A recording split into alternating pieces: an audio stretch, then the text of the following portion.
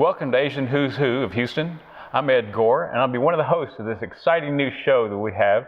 And we just want to make sure that you understand that we're going to bring you some exciting guests to be part of the show because they're the people who made Houston the world-class city it is today. We're going to bring these people into your living room and get a glimpse of how they started here in Houston, what brought them to Houston, what made them famous here, and I'll use the word famous because they are famous people in our community, and also get a glimpse of them, the struggles they had, some successes they had. Of course, as we see how they're involved there in the community, we want to know exactly what they did. Today's guest, we have Shelly Ding. Shelly's an IT expert, right, Shelly, at CenterPoint? Yes. We're always glad to have the utilities in the city for sure. I understand you've been working for them how long now? I worked for over 18 years, and I really appreciate all the exciting information and opportunity from the CenterPoint. Well, CenterPoint has been a long-time service provider in the community, and I know that what brought you to Houston was what? What made you come to Houston? Okay, when I was in Taiwan, I looked at the movie and education and science, and I told myself, and I need to go to the States to get more higher education and the new skill, because my family is a manufacturing company, do the auto tools. So it's very important for the international trade and economics, and also how to management and expand the manufacture. That I told my daddy, I need to go to the States. Okay. So that is the beginning. So where was the first place you landed when you first came to the United States, and where were you? The first place I was landing in the Dallas. That is the beautiful city. So some reason I just come to the Houston because of marriage. Okay. So you and your husband is Francis? Yes. And you met him here in Houston? Actually, in the college. In college, okay. Yeah, it's a common trait for everyone to do. So when you first came to Houston, though, what brought you here? Just your job, and Francis, I guess, was what happened then? Education first, and because coming here, be honest with you, because a new stuff to learn, and sometimes I feel so lonely. So the people I know is in Houston, the Francis, so that is another marriage come from. I think the exciting story when students come to the United States and not only study and learn, but to also kind of learn about our culture as U.S. citizens and how Americans do things here is quite different, isn't it, from what you're used to? I do interesting, and I spend the time try to how to fit to this community and put myself, in the right place, and I think how to catch all the opportunity and in the right time. So I can have opportunity to learn more, not only from the culture, but also from the education. And the other is how this government run this country. And if you want to stay in this country, we need to know what's the policy. We know how to follow the rule, then fit into their culture, so we can speak almost the same language and get the people on the same page. Well, I think it's interesting that you grasped onto the American political system, because I know that the people in Taiwan have adopted a very democratic form of government themselves, and modeled many of the same types of laws and governing institutions they have there after the United States. But what's curious to me is coming to Texas. Now, this has more to do with our culture here in Texas. So we're doing this interview. We're bringing this to you during the Houston Rodeo. And Shelly, when you first heard about our rodeo here in Houston, what did you think? I don't know if you've ever seen a lot of horses and cows and cowboys all in one place, but what was your first impression when you saw Houston like this? Because my father has a farm, and same thing as Francis' father. We have the mountain and farm, so all of that, the agriculture is not new to us. So when I saw the rodeo near Houston, it's almost 80 years in the beginning, over there. And I feel so touched my heart and really close. I said, well, one day I would like to involve with that activity. And I really appreciate the rodeo committee accept us in 2011, I believe about 4 years ago. So we can have a wagon. That wagon is the Taiwan Pride. So we can join with that big crowd. Then later on, we join with the rodeo run, 10K, 5K, and 5K walk. That exciting event is really incredible, and I really appreciate all of the volunteers.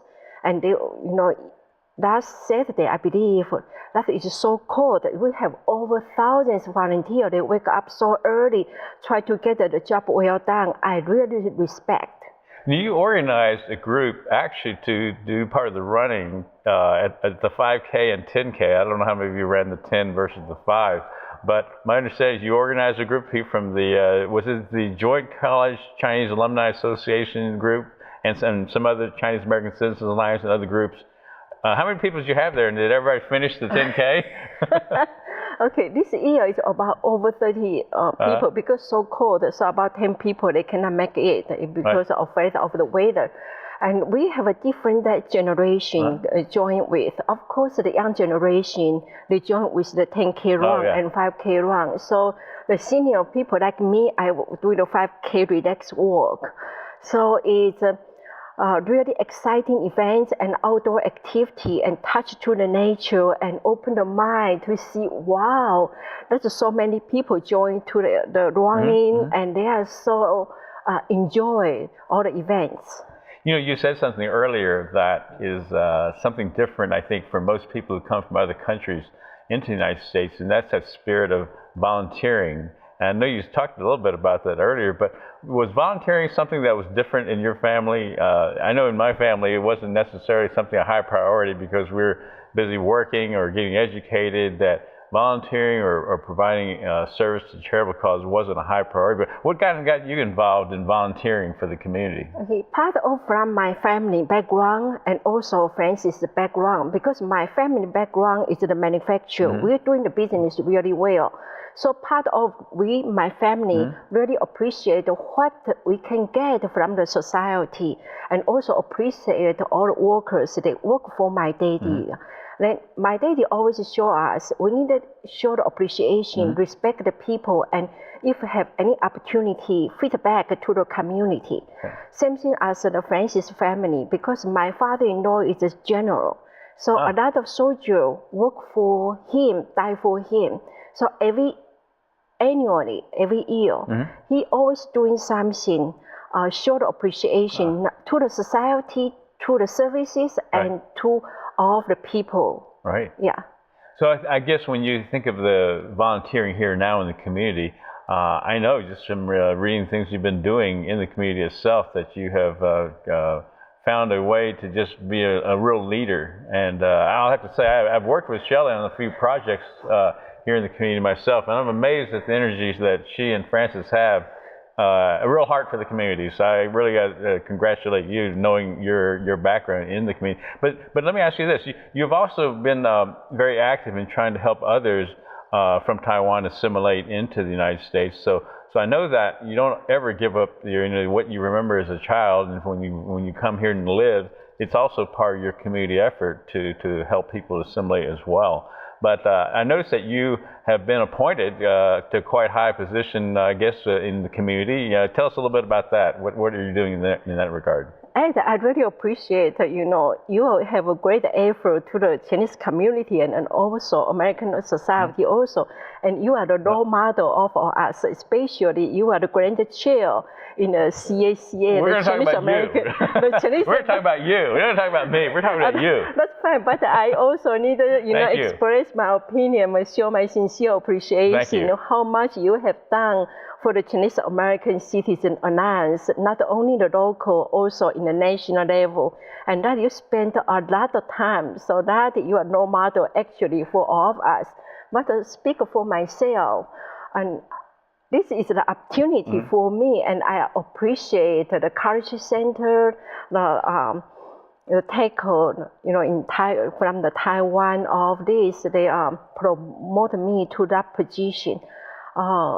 I will do the further, how we doing the educational, commercial, and also cultural exchange between the Asia, and not only limited to the Taiwan, with the United States, also other countries, because Houston is the world class of country, Houston is world class of city, and the states, really look into the Houston because we have the really high volume of the shipping, our ship channel of the volume and the fourth largest city. So this is a great opportunity for us for the international arena.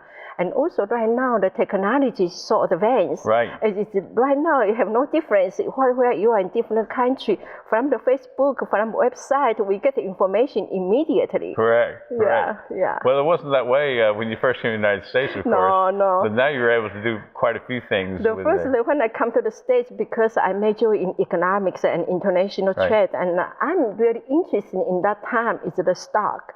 And I saw the people, in Wall Street and all of that, to get the statistic information right away, instead of like I was in Taiwan, I need to calculate, Okay. So this is a big change, but because of the career, I work on the IT environment.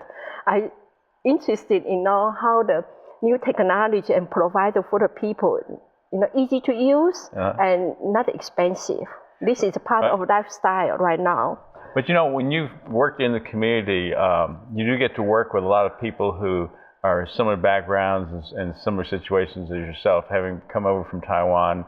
And my parents came from China many years ago. But I'm kind of curious to see what's the best way you think people can find a way to assimilate, to kind of get accustomed to what's going on here. How do you think it's the best way for them to do that? When the first time coming here, first you feel unskilled. Right. So you will find out if you want to survive in this environment, you need to think about the way how to survive. How to survive. So to survive is the first, the skill set. The second is the communication. The third is understand the environment. So the skill set, of course, that's for your daily life. That is for the, fit of the family. And for the communication, so we can get more updated information from different resources. And we think about, with that resource, how to put yourself into the most comfortable spot. Well, I always am amazed by the fact that even though English is not your first language, because for me it is, I was born here, so English is my first language, but I'm almost more amazed the fact that you're able to at least take a different language. And the Mandarin and English are totally different from everything you can get, and there's no real rules in English, right?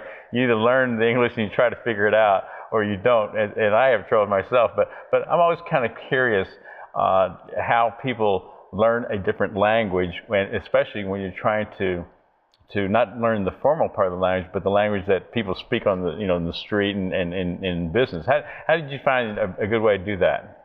I learned first from the radio, then from the TV.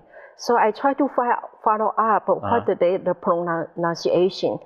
I know my pronunciation is still not right, but I do the best, speak slowly and speak clearly so that the people understand. Okay. And the most important is the eye contact. So when you speak to the people, you speak up from your heart, and the people will appreciate it. They will spend the time, they will, to listen what you're talking about. And instead, I found the people really friendly. They will say, "Excuse me, what do you mean?" So give me the opportunity to use a different way to express my opinion.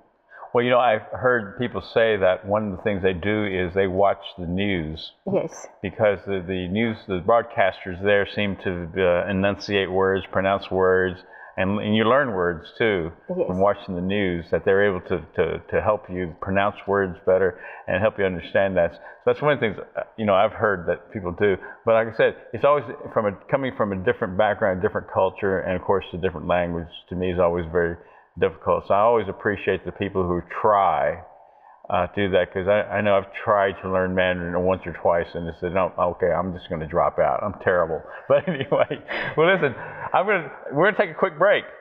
Stay with us. We'll be right back with more about Shelly Ding.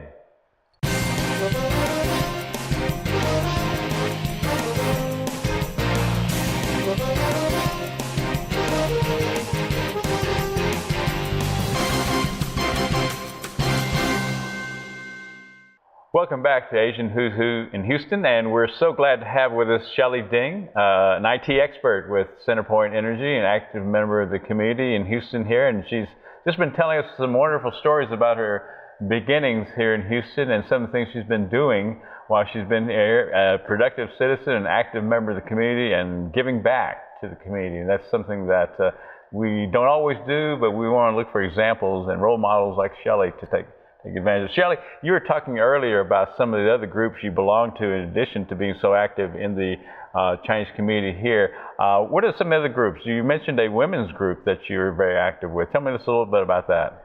Yeah, I was a president in 2007 of the Chinese Business Organization, and actually the name is called Global Federation of Chinese Business Organization in the Southern USA. It's a mouthful. Yeah. Yeah. So in that year, I have about 34 activities. Okay. So that because of the business women, I have full energy, then have a really good connection and working so hard. So we doing the society for the charity Chinese speech contacts and business fair and going to the charity donation, even the garage sale. Then we went to Taiwan for the international conference. In that conference, we joined for the bigger celebration about the election of the 10 top business women around the world. Okay. So that the 10 top business women, we have the Houston is the Su Yin Lee. Okay. That is in that year, the third years of that. Then we have the year-end party that, of course, getting together, and we all call sisters. We share the information, and not only in the business side, also how to balance the business with the family. Okay, that is the first one. So you want me to continue the second one? So you actually do a lot of networking with each of the businesswomen, but one of the main objectives is to provide some charity work in the community. The first is share the information about the international business. Okay. How to become successful in the business. The second one is after you're successful, how you share the information around the world that the other people they know also have opportunity or become a role model, follow with that path. So we'll be step up easier. What kinds of businesses are the women involved in as far as? They have a manufacturing, restaurant, the hotel, and the international trade with different merchandise. Okay. So food and anything that anybody else is warehouse. Okay. Yeah. So one of the things that I know you guys are involved with when you do this networking, you were mentioning a conference you have each year where you select some of the top businesswomen. So what have some of the top businesswomen done over the years that they've been members of your organization? It depends. First, of course, the business, we're talking about money. Okay, how many employees for your company, how much money you make, how much you donate to the society. Okay, so that is the top. And also, how to, educational-wise, how to support the education. And of course, the appearance is really important. How you encourage the sisters, when you stand up, you look elegant or look more attraction. I see. I need to figure this out. I need to join, I guess, or something, and to figure out how you ladies do this the right way. Because that is one of the things every person, male or female, I think, needs to learn how to do is to exhibit a business appearance, a business manner, a business attitude of things. So it's not easy to do. If you go to different countries, right? It's different in every country you go to. And the marketing is really important. So sales is part of the marketing. Correct. Also, good experience will be part of the sales and part of marketing, and then how to speak, in the key point. So attract the buyers. Okay. So what do you think are some of the top tips that you would give someone, a young lady out there who's watching us today? What could she learn by being a member of your organization? What are some tips you'd give them? The tips I still say we need to have a skill set. Depends on what the expertise you got, your knowledge, your skill set. Then you have good appearance. So when you're talking about something, people think, oh, that is reasonable. Oh, that's good. so that they will pay attention on you, then you can do the marketing. So you give people interview techniques as well if they're trying to look for a job out in the community or in business. You teach them so interviewing in the techniques? interview, I have several opportunities to involve in the interview. So I make a decision within 5 minutes. Okay. Yeah. So, after I review the resume, I know what's the background. So I look at most you need to have a good relationship and friendly. So we're open mind. So would you hire me to be an interviewer for your company then? I mean, of course, you're overqualified. I've been here more than 5 minutes, so maybe I did pass. I'm not sure. I should ask you. You're overqualified, yeah. But the background you also exhibited was some things to do with family associations, and for those in our audience who may not be familiar, many of the Chinese who came to this country in the early years came as families. And they formed family associations, right? Yes, So there are a variety of family associations by name. And so tell us a little bit about the family association that you belong to. I belong to the Long Gong Qing Association, that the 4 surnames, the Liu, Guan, Zhang, Qiu family. So back to the history about more than 2,000 years ago in the Han Dynasty, because of fight for the justice, fight for the freedom. So the 4 surnames become a family. So okay, what are the 4 again? Say it real slow for me. Liu, Chang, Zhang, I'm sorry, Liu, okay. Quan, Chang, and Qiu. 4 families.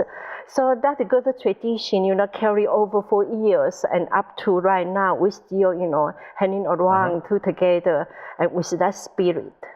So what are the purposes of the organization today? Back when they first came here, it was more about having camaraderie with family members, knowing other people, because if I recall, many of the Chinatowns that were dealt was a result of the family associations all having to stay in one particular area.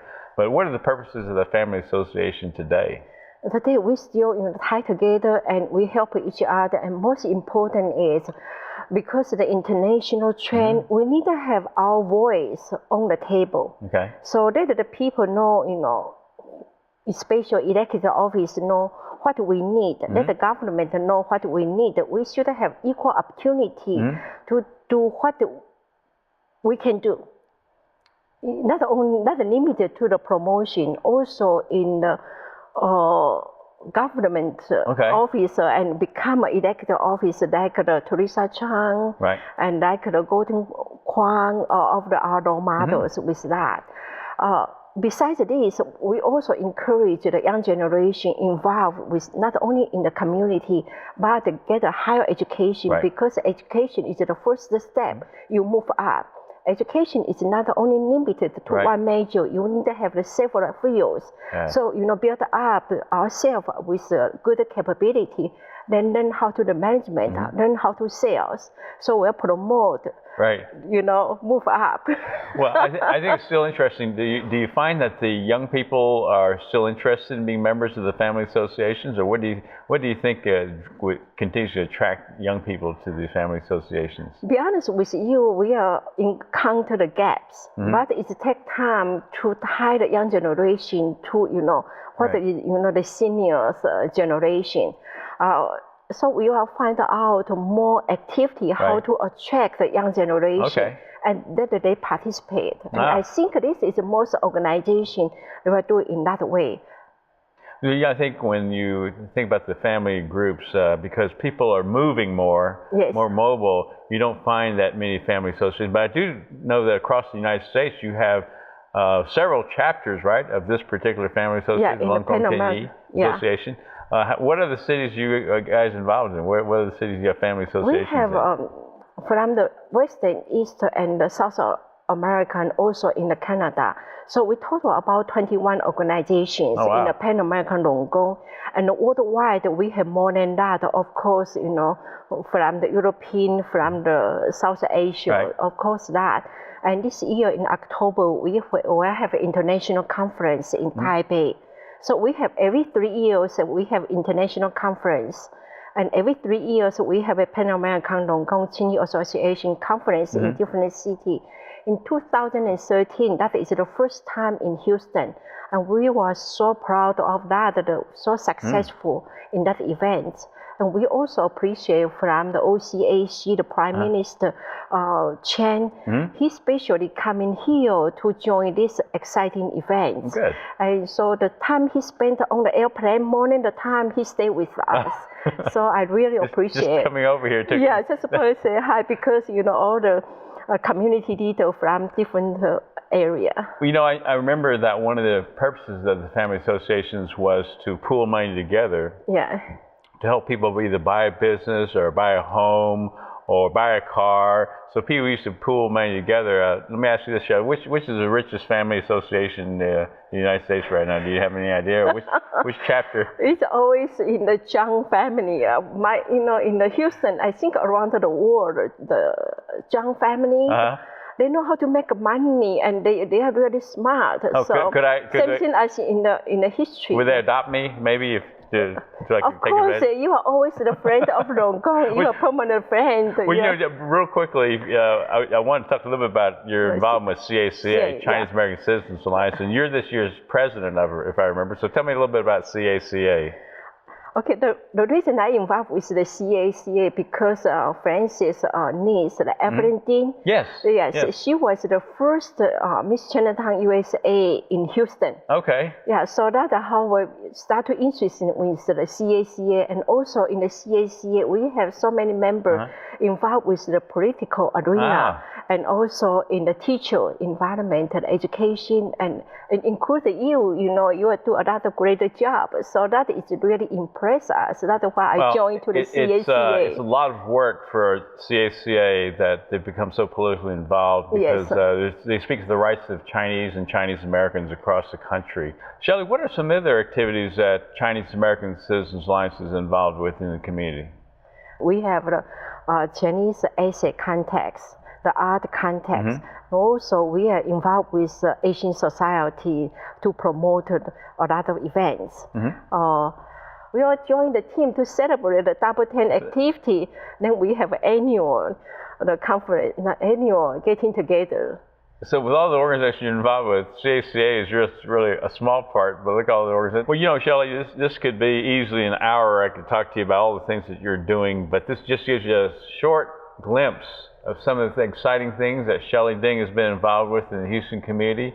And I just want to make sure that we get a chance to say thank you for all the work that you've done here in the community, and an opportunity for us to say thanks to those in the audience who watched us today. Thank you again for watching Asian Who's Who in Houston. Thank you very much.